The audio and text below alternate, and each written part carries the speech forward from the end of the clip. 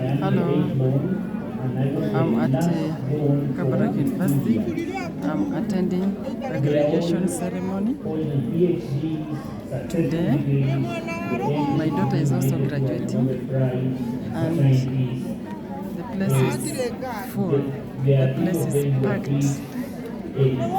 I'm just showing you how Kabarak looks like.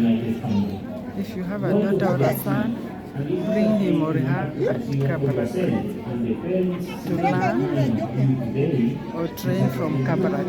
This is a very good university with quality education. The place is packed. I'm just taking a video.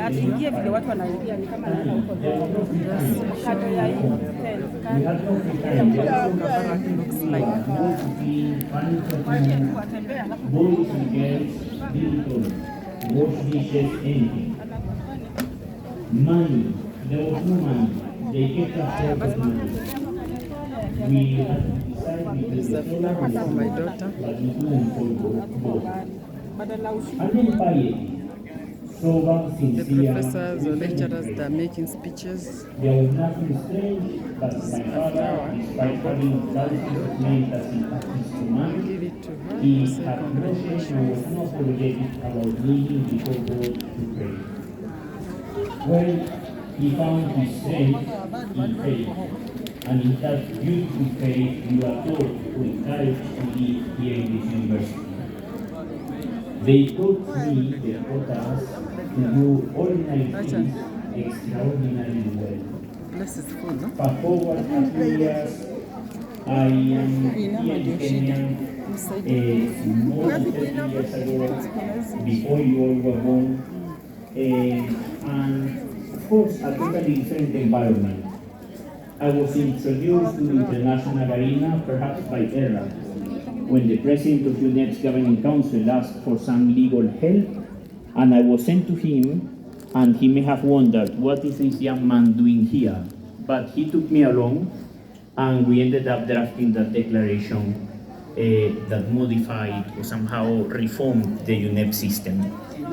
Years later, I found myself again by ERA being invited to the office of the President of Kenya to write the values of Kenya in 2008, 7, 8, around there.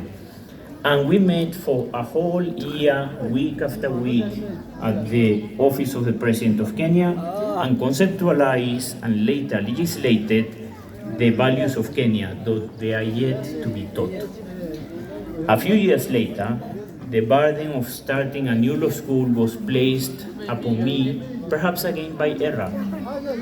And we started the Strasbourg University Law School, and we put in place a beautiful collaboration with Kabarak University, which lasts until today.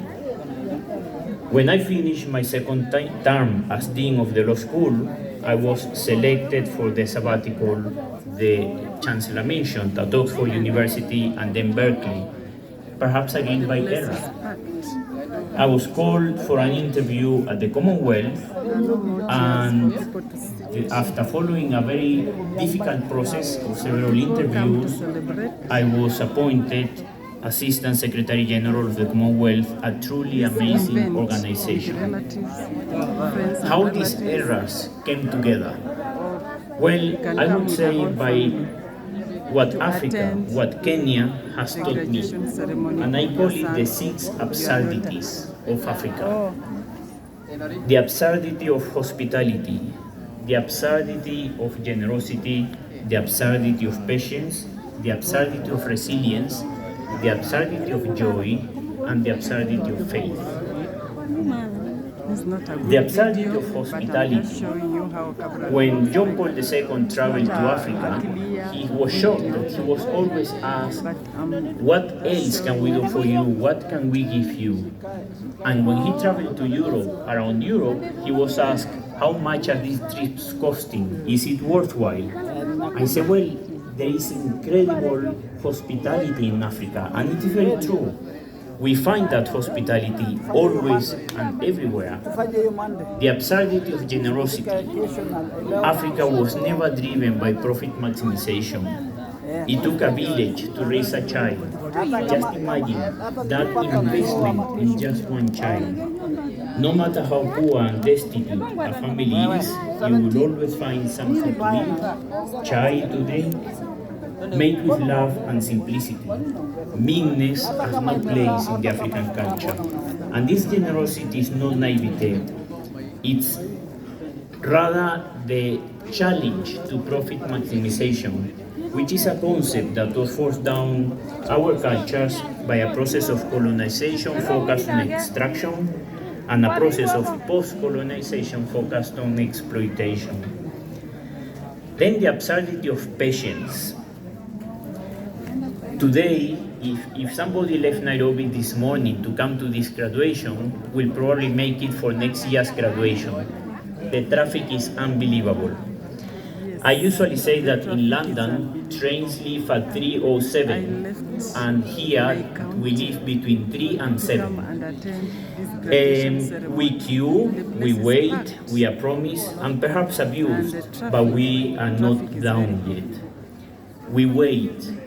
The absurdity of resilience. Well, we keep going. Like those old Peugeot 504, which we saw on the roads forever.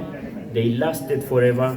Well, we have seen poverty, misery, war, conflict, disease, abandonment, but we keep going. And the absurdity of faith. It's very interesting. In Kenya, we believe. In Africa, we believe. And it's so interesting that even the secretary of the Atheist Association in Kenya left the organization because he found Jesus. So, well, this happened 2 years ago. Our polluted world will not be sanitized by solutions with electric cars, good filters, and tree planting. All those are necessary and are essential and important. But what about the means of extraction, exploration, exploitation, and manufacture? So that resilience is constantly challenged. And then finally, because I already mentioned the absurdity of faith, the absurdity of joy, sense of humor, our laughter, our bright eyes, they look like sponges sucking all the possible knowledge. Friendship is amazing. So the absurdity of Africa is the hope of humanity. Africa today reminds the world about nature, culture, generosity, simplicity. Why do I call them absurdities? Because they are absurd in a world driven by profit, fame, power, greed, and material welfare. A world where the spirit finds no place and where God has been forgotten.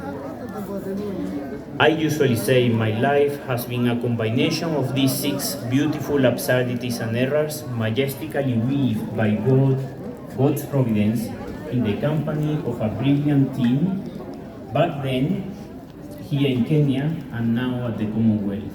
I have been blessed to be surrounded by outstanding professional colleagues.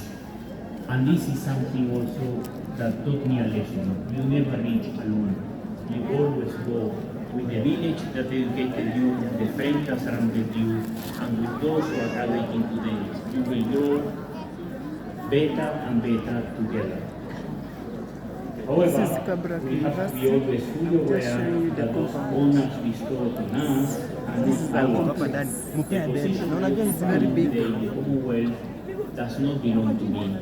And even though today I may have honors and life is made easy for you when you visit a place, these belong to the Commonwealth. So we are in positions of power. Congratulations.